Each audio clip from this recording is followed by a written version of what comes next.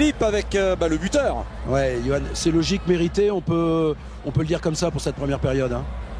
Ouais, logique, ouais, c'est bien qu'on mène 2-0 à la mi-temps parce que bon, on s'attendait à un match pas facile. C'est le cas, maintenant, voilà, faut bien revenir en seconde période et surtout bien faire bloc et s'accrocher physiquement parce que le match de mardi a laissé des traces. Johan, je vais parler un peu de ton cas personnel. On sent que tu es en train de prendre une dimension supplémentaire, tu marques des buts, tu organises le jeu. Ça va peut-être pas te plaire parce que je connais un petit peu ta discrétion, mais c'est toi le patron maintenant. Non, c'est l'équipe avant tout parce que je pense qu'on fait tous du bon boulot en ce moment.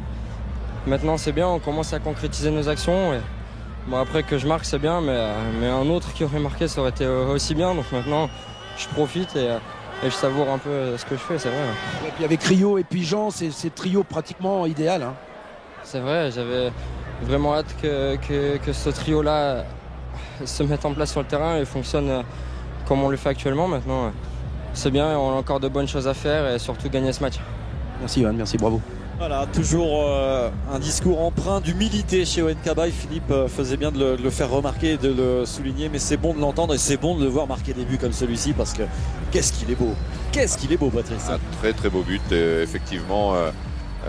Profitant de ce mauvais renvoi de le mettre, il a pris le temps de regarder ce qui se passait, prendre l'information et ensuite bonne frappe, coup du pied, ras du poteau, donc vraiment un ballon imparable et deuxième but qui fait mal parce que 44e minute, vous rentrez au vestiaire à 1-0, vous avez encore l'espoir, 2-0 ça devient beaucoup plus dur et dans la situation des Canets, quand vous êtes dans une mauvaise série, là les têtes vont être dures à, je dirais, essayer de remonter un petit peu ça sur le plan du moral.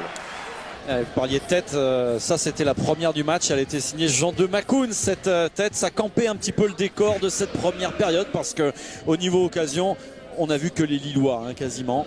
Oui, on a vu une bonne frappe de Toudik et puis cette action là avec l'Argentin sur le côté gauche, Luchance qui frappe, qui rentre bien et qui frappe pied droit. C'était pratiquement la seule occasion des Canets. Voilà, et puis derrière, mauvais renvoi. Oui, on s'aperçoit que les Canets, pendant cette mi-temps, ont fait quelques erreurs de relance. Et bon là, Ludovic Obraniak aurait pu ouvrir le score sans cette parade magistrale de Benoît Costil qui a longtemps repoussé l'échéance. Voilà, et puis là aussi, regardez, on se regarde et là il faut encore une parade intéressante de Costil. Oui, donc c'était deuxième intervention décisive de Benoît Costil, mais malheureusement un peu plus tard sur cette frappe qui va taper le dos de Grégory Taforo, qui va revenir dans les pieds d'Obraniak. Ballon devant le but et là l'opportuniste Stéphane Lichtsteiner met ce but. Et on a eu 2 buts pied gauche, on parlait de l'importance des pieds gauches. Et voilà, c'est un pied gauche effectivement. Pied gauche pour centrer, pied gauche pour la mettre au fond. Et le deuxième but sera pied gauche aussi. Regardez la récupération lilloise, ça part de très loin encore une fois avec Ludovic Obraniak qui a été vraiment dans tous les bons coups lillois dans cette première période. Et là c'est l'action avec Stéphane Lichtsteiner. Ballon bien donné dans la profondeur sur cet excellent appel de Lichtsteiner intérieur, mais bonne défense canaise et il n'y avait rien sur de litigieux. Par contre là, effectivement, ballon perdu par Toudik. Et donc Ludovic Obraniak, deuxième passe décisive, qui met ce ballon devant le but, mauvais renvoi.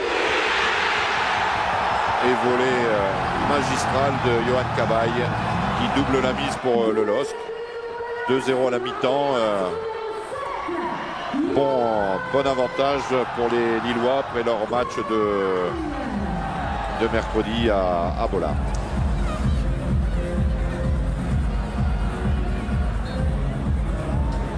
Voilà, il a le temps de se retourner, de regarder s'il n'est pas attaqué. C'est vrai qu'il n'y a personne autour quand même. Il a vraiment le temps de regarder, de voir où il veut la mettre. C'est tranquille quand même. Oui, mais encore faut-il faire le geste juste et je dirais c'est ce qu'il a fait.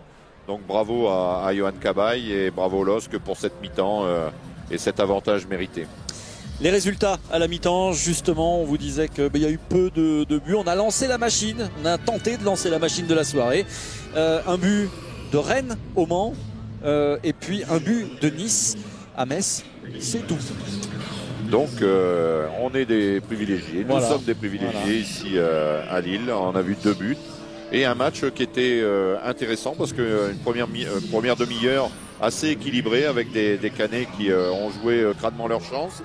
Mais petit à petit, le LOSC s'est mis, je dirais, en puissance, a monté un petit peu en régime. Et puis, logiquement, a inscrit 2 buts en fin de mi-temps. Et je dirais que, logiquement, ils ont pris l'avantage. Et ça sera dur maintenant pour les Canets de revenir.